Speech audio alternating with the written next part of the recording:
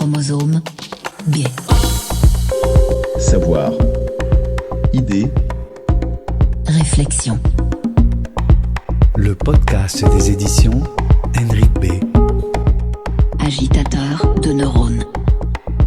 Chromosome B. Il ne faut pas de tout pour faire un monde, disait Paul Éluard. Il faut du bonheur et rien d'autre. Mais ce bonheur que nous recherchons tous, ce souverain bien derrière lequel nous courons, peut-on vraiment l'atteindre ? La philosophie et la psychologie en font un de leurs principaux sujets de réflexion. La biologie étudie les mécanismes d'un corps qui tend vers le bien-être. Entre la tête et le corps, notre cœur balance. Yannick Descharmes part en quête du bonheur en réunissant philosophie, psychologie et biologie, démontant ainsi une histoire séculaire de séparation entre le corps et l'esprit. Avec rigueur scientifique, mais aussi pédagogie et humour, il aborde les différentes facettes de la notion de bonheur et les analyse à travers le prisme de ces trois disciplines.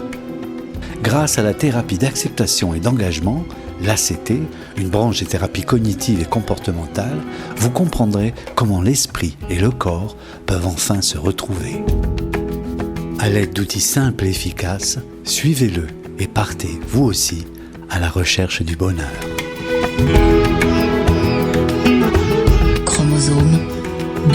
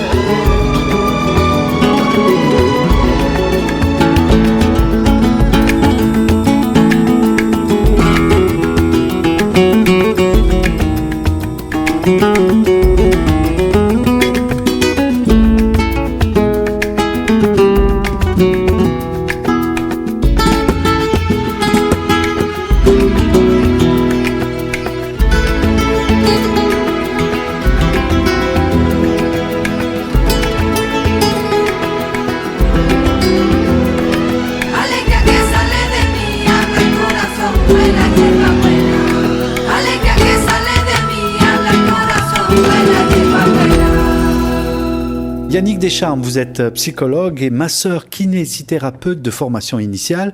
Vous êtes consultant en entreprise, conférencier et blogueur. Vous avez un site internet qui s'appelle eolepsy.fr. Vous pratiquez les thérapies cognitives et comportementales et la thérapie d'acceptation et d'engagement, l'ACT, dont nous allons parler dans cet entretien. Vous enseignez également à l'université Grenoble-Alpes. Psychologie, philosophie, humour et métaphore, vous accompagnez ceux qui viennent vous consulter pour avancer vers ce qui compte pour eux et sortir des préjugés sur la psychologie et les psys, dites-vous. Yannick Descharmes, bonjour. Et bonjour. Dans votre ouvrage « Trouver son bonheur dans son corps et dans sa tête », on sent qu'il y a bien derrière et au début de cette démarche un kinésithérapeute. Je voudrais d'abord vous demander comment est née votre vocation et comment vous avez trouvé votre place sur Terre. Alors je crois qu'en fait depuis tout petit mon seul et unique but reste quand même de donner des coups de main. Je veux pas dire que je sais faire que ça, mais je me rends compte que c'est ce que je sais faire de mieux. Et en fait je crois que depuis le départ la seule question c'est pourquoi les gens souffrent. Alors du coup je suis arrivé dans la kinésithérapie parce qu'à la base j'étais sportif et on se demande mais pourquoi les sportifs souffrent. Et à force de poser des questions pourquoi les gens souffrent, on fait plein de formations et on en arrive à la psychologie. Et on en arrive à dire mais je suis kiné, mais je suis psychologue. Et en fait, on se rend compte pourquoi les gens souffrent. C'est aussi parce qu'ils sont coupés en deux, entre d'un côté la psychologie et d'autre côté la kinésithérapie. Et donc en fait, j'ai beaucoup souffert moi-même à être coupé en deux. Et ma grand-mère dirait le cul entre deux chaises. Pardonnez-moi l'expression.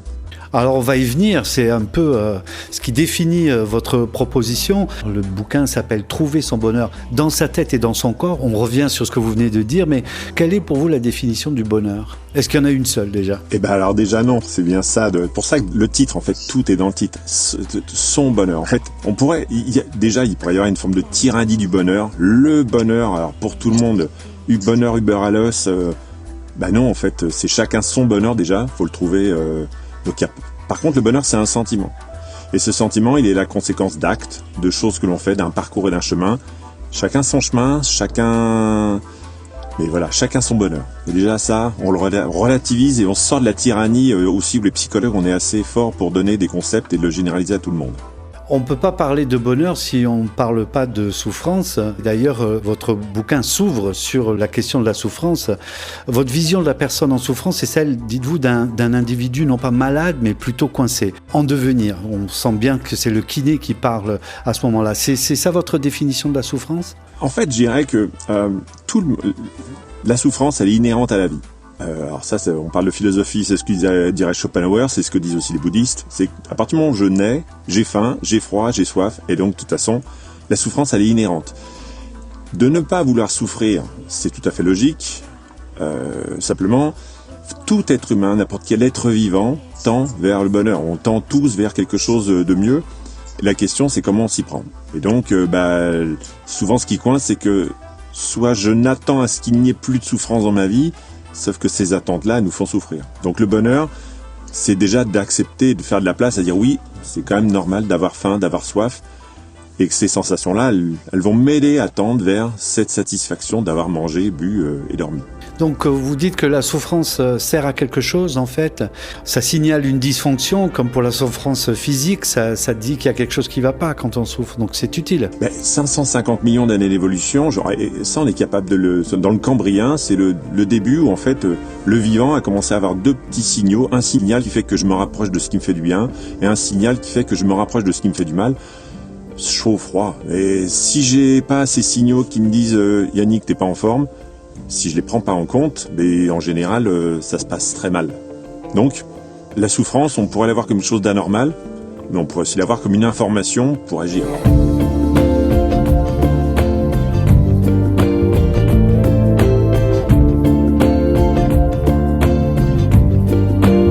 Chromosome B. Yannick Deschamps, votre livre est une mine de richesse. Vous allez explorer beaucoup de territoires. Vous avez un site internet, j'en ai parlé en introduction, qui s'appelle eolepsy.fr, avec une très grande quantité d'informations et de propositions. Comment vous avez articulé votre livre pour véhiculer l'essentiel ? Alors ça, c'est une très bonne question. En fait, je crois que... il y a 2 temps dans mon livre. Le premier temps, j'ai essayé d'écrire un livre sérieux de psychologue pour essayer de dire des choses. Et en fait, je me suis planté. Tous mes proches m'ont dit, mais non, ça, c'est nul ce que t'as écrit, c'est pas toi, on comprend rien. Et en fait, la deuxième partie, je l'ai écrit à partir de ce qui me fait plaisir. Mon bonheur, déjà le partage. Et en fait, j'y ai mis comme une recette de cuisine. Et je crois que mon blog est issu de ça, c'est que j'ai partagé tout ce qui me faisait plaisir, comme ça me faisait plaisir. Et là, c'était pas la même sauce pour le coup, c'est pas la même recette. Donc l'articulation... après, il y a une articulation scientifique, on n'écrit pas n'importe où, n'importe comment, donc on va parler de la thérapie d'acceptation de l'engagement, ça c'est le support scientifique. Après, on y met les ingrédients, et puis on y met de soi, on y met de l'amour aussi. Sur l'importance du langage, vous consacrez un long chapitre sur l'importance du langage. De quelle manière, en travaillant sur le langage, on peut travailler sur notre réalité ? En fait, le rapport qu'on a au langage, il est très paradoxal, parce que c'est quand même ce qui nous permet justement de toucher le bonheur et de le concevoir, de le nommer. Mais en fait, il y a des pièges. C'est comme n'importe quel outil, c'est la façon dont on sert.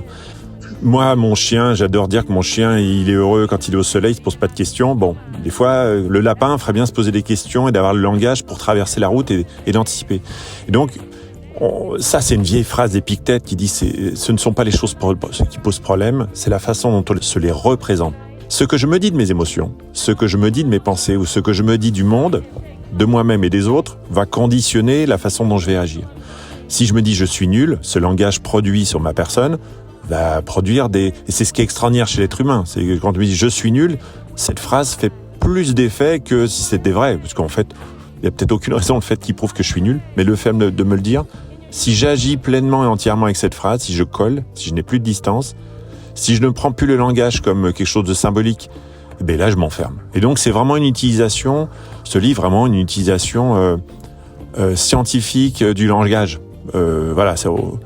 Donc il y a tout un tas de leviers, ne serait-ce que ce qu'on appelle les valeurs, liberté, égalité, fraternité, c'est du langage. Ces valeurs-là, scientifiquement, c'est ce qu'on appelle des renforçateurs qui me permettent d'agir au mieux.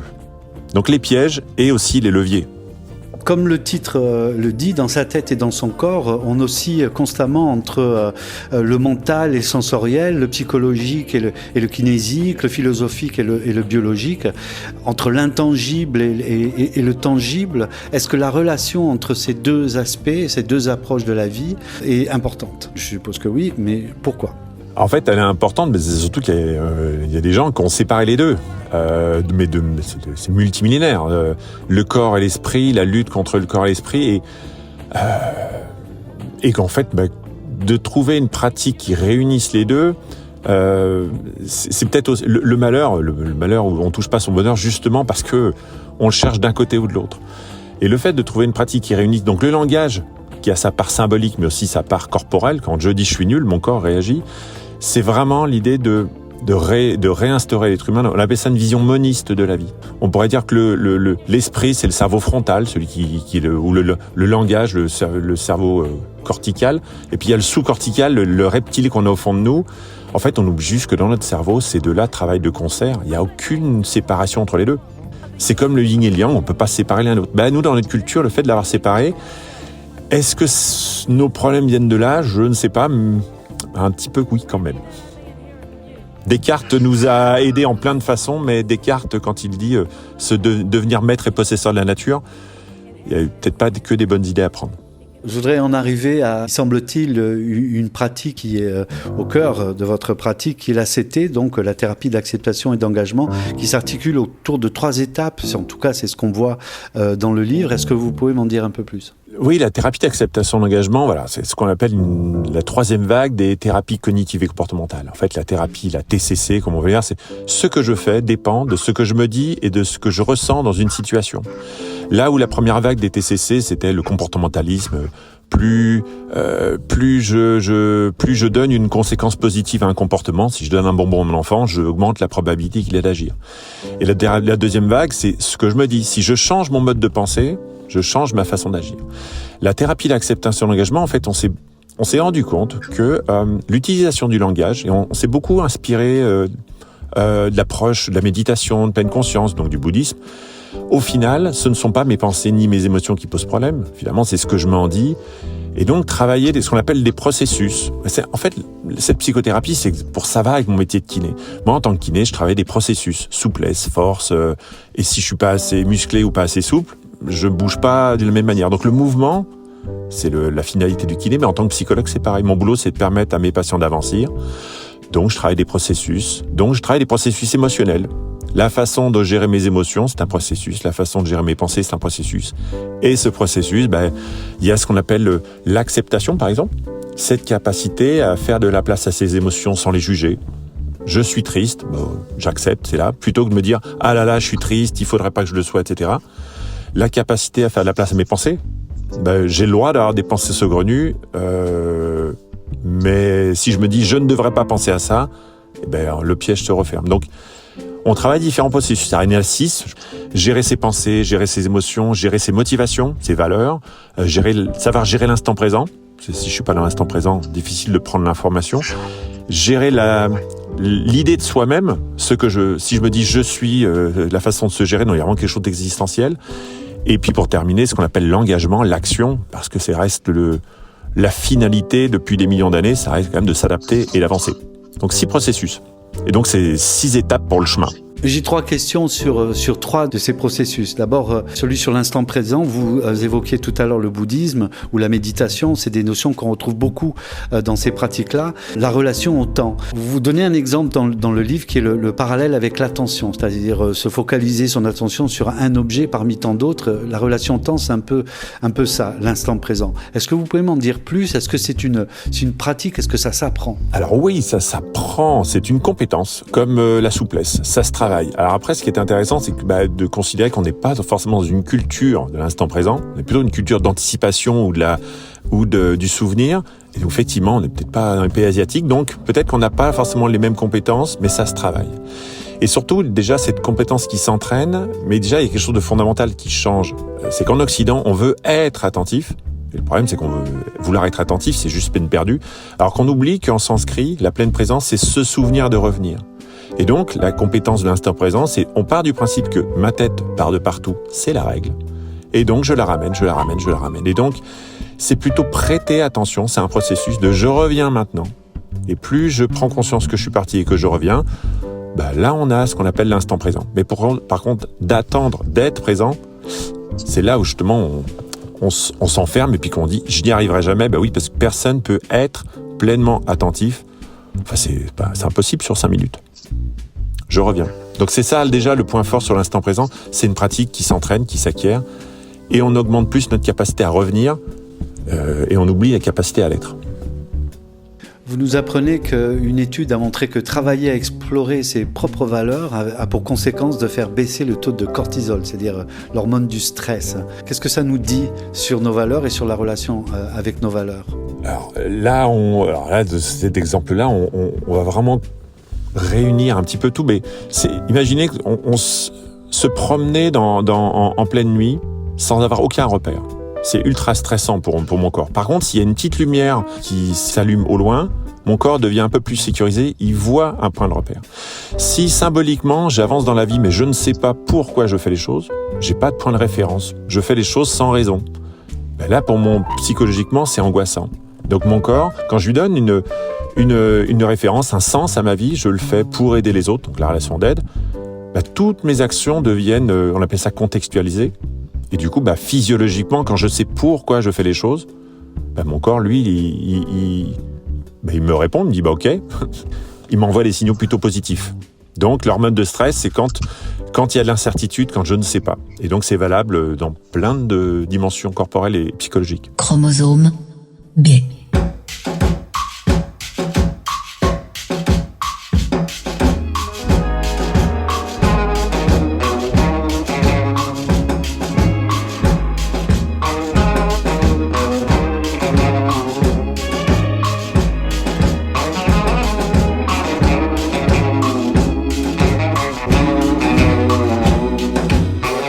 Yannick Descharmes, pour tous ceux qui ont fait une psychothérapie ou une psychanalyse, on peut avoir ressenti le côté un peu inerte de cet exercice, l'idée de faire tout le temps le tour de sa tête. Vous parlez d'action. C'est pas étonnant, encore une fois, venant d'un kinésithérapeute. Alors comment ça s'inscrit, l'idée de l'action? Que l'action, c'est l'ego en mouvement, vous dites? Ça fait partie d'une pensée d'Hegel qui, en fait, je suis ce que je fais. Si je reste immobile, est-ce que je sais, est-ce que j'en apprends sur moi? Non, j'en apprends quand j'agis, quand je me trompe, quand je réussis, quand je touche, quand je fais quelque chose et que ça me fait plaisir. Le mouvement m'amène en retour des informations sur mon existence. De même que la relation sociale, plus j'agis dans la relation sociale, plus j'apprends à me connaître. Et donc, et en fait, je dirais que c'est juste ce que fait le monde, l'être humain depuis des millions d'années, ce qu'on appelle l'adaptation. Je m'adapte en permanence à cet environnement mouvant. Si l'environnement était ultra stable, j'aurais pas besoin de bouger. Si ma chaise. Par contre, sauf qu'on a une chaise qui est en permanence en train de bouger, ce qui fait qu'on est en permanence obligé de s'adapter. Et donc la fitness, selon Charles Darwin, c'est le mouvement. Si je ne bouge pas, je recule.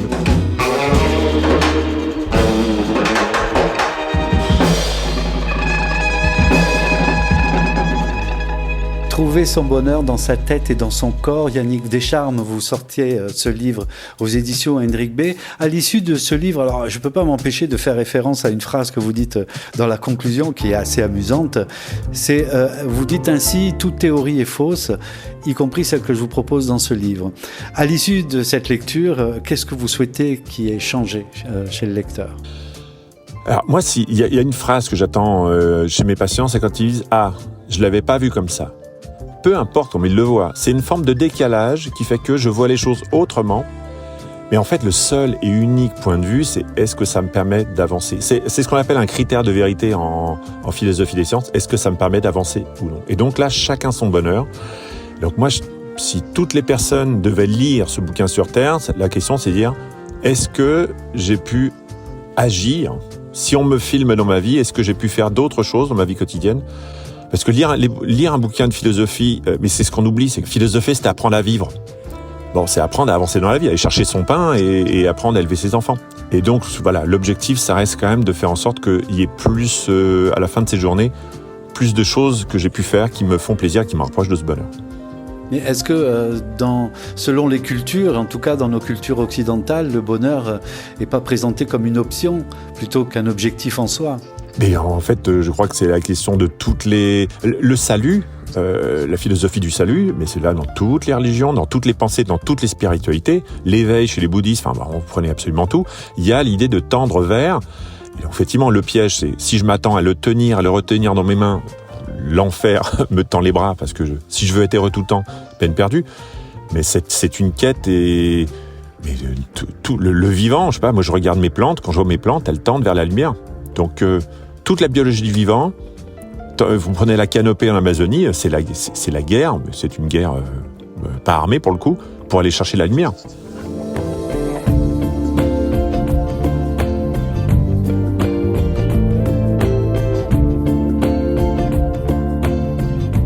L'idée de ce bouquin qui est un peu transgressif, c'est de rajouter de l'humour, du rock'n'roll, des Rolling Stones.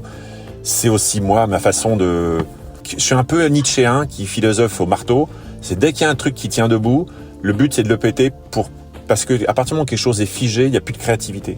Et donc ce bouquin à la fin, pourquoi je dis oubliez cette théorie, c'est que une théorie elle est vraie jusqu'à ce qu'une autre théorie la remplace. Donc c'est de ne pas être, comme disait Nietzsche, ni suivre, ni être suivi. De déconstruire l'objet, c'est une façon de donner aux gens de s'approprier les choses, quoi. Donc le rock'n'roll, pour le coup, c'est systématiquement, donc le Rolling Stone, c'est péter les codes. Et que le but, quand même, c'est quand même de se marrer. Alors quand je dis boire une bière, ça m'est personnel, mais il y a peut-être plein d'auditeurs qui diront ça sera autre chose. Mais quand même, l'idée, c'est on va tous mourir, donc d'ici là... Est-ce qu'on pourrait pas faire des choses... Donc le rock'n'roll en fait partie. S'amuser. S'amuser, voilà. Okay, s'amuser. Je le décris dans mon blog, j'avais fait un article là-dessus où je déconstruis, j'explique d'où je viens et je déconstruis tout ce côté idéaliser l'auteur. Non, moi à chaque fois que j'ai voulu travailler, je me suis planté. C'est pour ça que j'étais mauvais à l'école et que on m'a demandé, j'étais proposé redoublement, j'ai fait tripler ma 4e. À chaque fois que je voulais bosser, ça marche pas. Par contre, le jour où je me dis je vais m'amuser, c'est là et je fais que m'amuser tous les jours. Et je vois que mon chien et mon chat, ils font que s'amuser aussi. Donc c'est un peu aussi ça le message, amusons-nous. Trouver son bonheur, c'est un espèce de voyage presque initiatique. Chacun peut utiliser ce livre et y piocher ce dont il a besoin. Yannick Descharmes, j'ai toujours l'habitude de terminer mon entretien en demandant à mon interlocuteur une maxime, un proverbe, une citation, quelque chose qui peut décrire un peu votre relation au monde. Laquelle pourriez-vous me donner aujourd'hui ?